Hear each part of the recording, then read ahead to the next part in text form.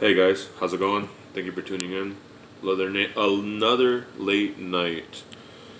What do you do when you can't sleep? You tear down your rifle. Today we're just gonna go over some basic stuff on an AR-15. This is a sporting rifle. Remember, assault rifles are found in the military. We have sporting rifles. This is Luann. I named her. She's my girl. I love her very much. She chambers 5.56. She was made in Stafford, Texas. A Radical Firearms AR-15. Couple of things about her. I have this custom hand grip. Here in Arizona, we have military bases, and I made friends with some of the people who are in the service. And one of them got me this I think it's a 22 millimeter cannon round. This is like a crazy ass giant machine gun that just smokes armored vehicles. Whatever this hits, it destroys.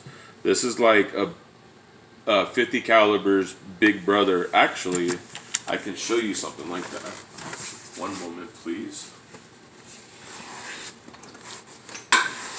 So, that's a 50B FG. Now, a 50 BMG case is dwarfed by this. However, this is the Big Daddy. I believe this is a 30 millimeter round out of a Vulcan cannon that's mounted onto an A-10 Warthog air support vehicle.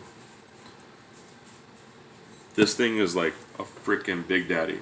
I would not want to get hit by that. Now that we got that out of the way. So, first things first. Oh, also there's my gun sights. Got a nice shot of that. That's the last thing you see. This is me flipping you the bird. But anywho, always treat a firearm like it's loaded. Always check a firearm and make sure that it's not loaded when you handle it. I extracted the magazine, pull back on the charging handle. There's the dust cover. There's nothing in there. I could stick my finger in there. You can see it. There's nothing in there. There's no round chambered in there. This firearm is safe to handle. You release that, and now you see these two pins here and here. This is what keeps the lower and the upper receiver together. This tube right here that goes into the stock has a spring in it. This is your buffer spring. Here underneath this heat guard, there's a small little tube that goes back into here.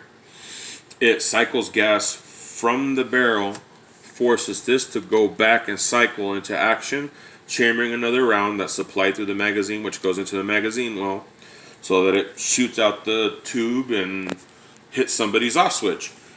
Anywho, so once you have this thing ready to go, there's no round in there. There's nothing in there now. The trigger is in. You flip it around, and this is the other side of those pins. Now, it's been a little while since I've done this. Let's see how this goes. You take a bullet. This is how the men do it. You just push it through like that. And same thing over here. Just push it through like that. And that gets it all the way through. And now it's collapsed. You see how that goes like a hinge? I'm going to remove my sling real quick. Should have done this before, but I jumped the gun. Anyways, and now it goes into two pieces. This is the lower receiver. This is where the trigger mechanism is inside of here. There are kits out there made by like Franklin Armory that you can have it's okay. It's just our pizza timer. Anywho, Franklin Armory makes a trigger mechanism that makes it into a binary trigger. That means you pull the trigger, it fires. You release the trigger, it fires. It's not an automatic machine gun, so it's legal. But do your own homework in there, because I'm sure in California somehow it's illegal, even though it's legal somehow. Some of you are in the loop. I've heard maybe about the rare breed triggers. Which, same thing, it's not a machine gun, but the ATF wants to classify it as a machine gun because anything is a machine gun if they feel like it. Even a pencil. Anywho, enough about that. I'm sure I'm on a couple watch lists now. This is the upper receiver. We're putting our attention on this. Now, to extract the bolt and carrier, it's very simple. The T-shaped handle right here that charges it, just pull it back, and there goes the bolt and carrier. That it removes.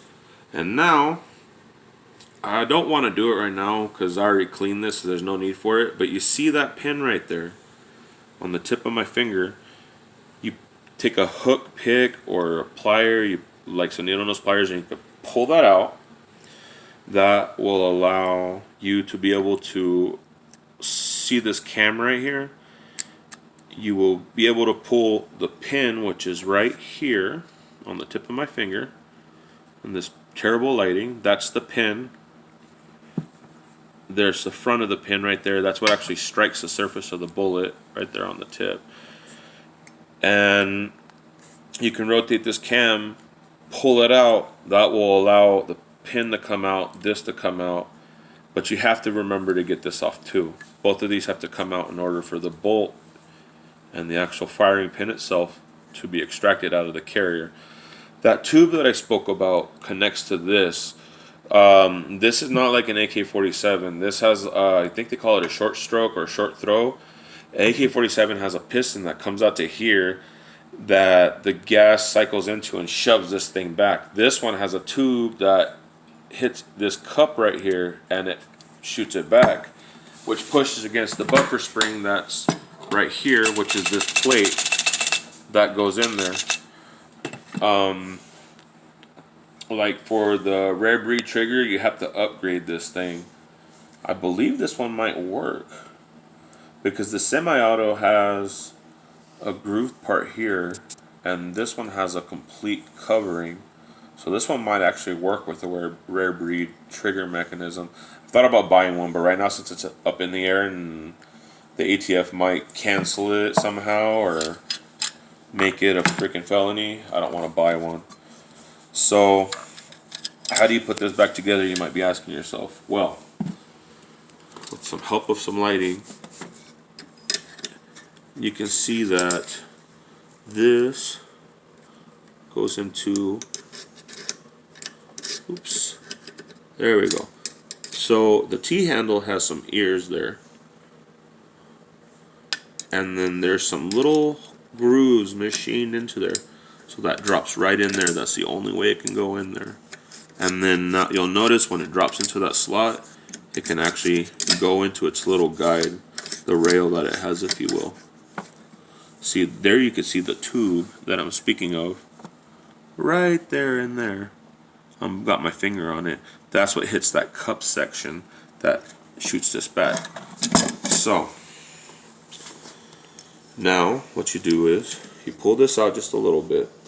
And that cup that hits that little tube goes into the trench just like that. And it slides in. Oy. Let me flip this on its back.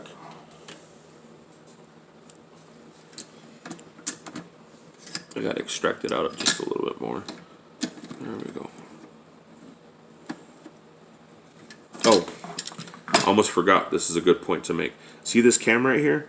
When you move this out, sometimes this moves off to the side and it won't go in there. I just remembered right now. So you got to pull and twist it. See how it goes? Got to pull and twist it. Get it to where it's underneath that little piston. And then you guide it in there. Like a stooge. There you go. And then you put it in there. And then you send it home, and bam, it clicks in just like that. Then you take the lower receiver there, put the light back on that, okay.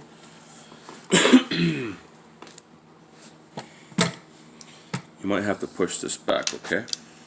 Keep it out of the way. Start from the front. Just gotta find it. Close the dust cover. Don't forget to do that. Oy. Oh, make sure your pins are all the way out. Anywho, find it, drop it in, push the pins in, and if you did everything right, you hear, congratulations, you just completed breaking down and reassembling your AR-15. If you paid attention and took notes, you should be able to successfully disassemble and reassemble your rifle as well. If you've lost me at any point, rewind the video and watch it again. Pay closer attention. I don't know what to tell you kids. Anywho, thank you very much for tuning in. I appreciate you guys coming in to watch this. Drop a like, comment, subscribe. Tell the world about me. Please, you'll help me grow. I appreciate it. Shout out to my boy Mattel. That guy's been watching my videos, and I really appreciate it. Have a good night. This is your boy Gonzo, over and out.